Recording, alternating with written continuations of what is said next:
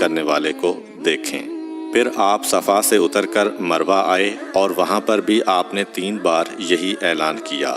جب ابو جہل نے حضرت صلی اللہ علیہ وآلہ وسلم کا یہ اعلان سنا تو اسے سخت غصہ آیا۔ اس نے زمین سے ایک پتھر اٹھا کر آپ کی پیشانی پر مارا، جس سے آپ کی پیشانی زخمی ہو گئی، خون بہنے لگا اور آپ کا پورا چہرہ لہو لہان ہو گیا۔ اس کے بعد تمام مشرکین آپ کو پتھر مارنے لگے۔ نبی اکرم صلی اللہ علیہ وآلہ وسلم مجبور ہو کر کوہ ابو قبیس پر چڑھ گئے اور ایک چٹان کے پیچھے جا کر چھپ گئے۔ مشرکین نے بھی آپ کا تعاقب کیا، لیکن آپ انہیں کہیں دکھائی نہ دیے۔ ناکام و نامراد ہو کر انہیں واپس آنا پڑا۔ اسی اثناء میں ایک شخص نے حضرت علی علیہ السلام کو اس واقعہ کی اطلاع دی اور کہا کہ میرا خیال یہ ہے کہ محمد مارے جا چکے ہیں، نعوذ باللہ۔ یہ سن کر حضرت علی علیہ السلام کو شدید دکھ ہوا اور آپ ام المومنین حضرت خدیجہ الکبریٰ سلام اللہ علیہا کے پاس آئے اور ان سے کہا، میں نے سنا ہے کہ مشرکین نے رسول خدا صلی اللہ علیہ وآلہ وسلم پر سنگ باری کی ہے اور بعض لوگوں کا یہ گمان ہے کہ نبی اکرم شہید ہو گئے ہیں۔ آپ روٹی پانی اٹھائیں اور میرے ساتھ انہیں تلاش کرنے کے لیے چلیں، ممکن ہے ہمیں ان کا کہیں نشان مل جائے۔ آپ وادی پر نظر رکھیں اور میں پہاڑ کے دامن میں آپ صلی اللہ علیہ وآلہ وسلم کو تلاش کرتا ہوں۔ آپ روتے ہوئے آگے بڑھے اور آپ کہہ رہے تھے، یا رسول اللہ، ہمیں جواب دیں، آپ کہاں ہیں؟ میری روح آپ پر قربان، آپ کس وادی میں بھوکے پیاسے ہیں؟ آپ نے مجھے اپنے ساتھ کیوں نہ لیا تھا؟ حضرت خدیجہ رو رو کر فریاد کر رہی تھیں، کوئی ہے جو نبی مصطفیٰ کی مجھے خبر دے؟ کیا کسی نے انہیں دیکھا ہے جو مجھے ان کے متعلق بتلائے؟ اس وقت جبریل امین علیہ السلام رسول خدا صلی اللہ علیہ وآلہ وسلم پر نازل ہوئے۔ ان کے پیچھے ملائکہ کی بہت سی صفیں تھیں۔ انہوں نے حضرت صلی اللہ علیہ وآلہ وسلم سے کہا، خداوند جبار نے ہمیں آپ کے فرمان کی تعمیل کے لیے بھیجا ہے۔ اگر آپ چاہیں تو ہم اس قوم کو تباہ کر دیں گے اور ان کا دنیا میں کہیں نام و نشان تک دکھائی نہ دے گا۔ رحمت للعالمین نے فرمایا، میں نبی رحمت بنا کر بھیجا گیا ہوں۔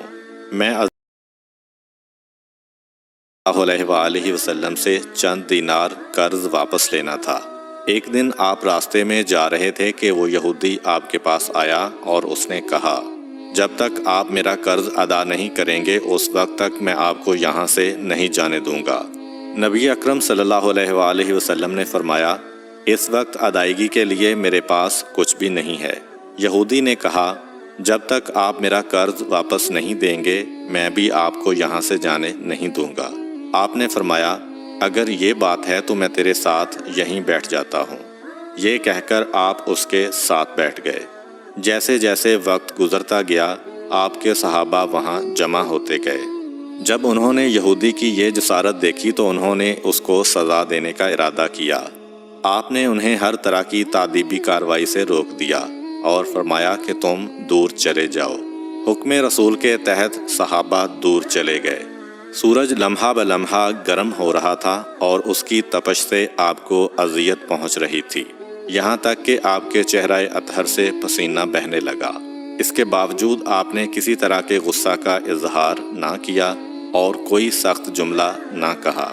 آپ سارا دن وہیں بیٹھے رہے اور ظہر، عصر اور مغرب و عشاء کی نمازیں وہیں پڑھیں۔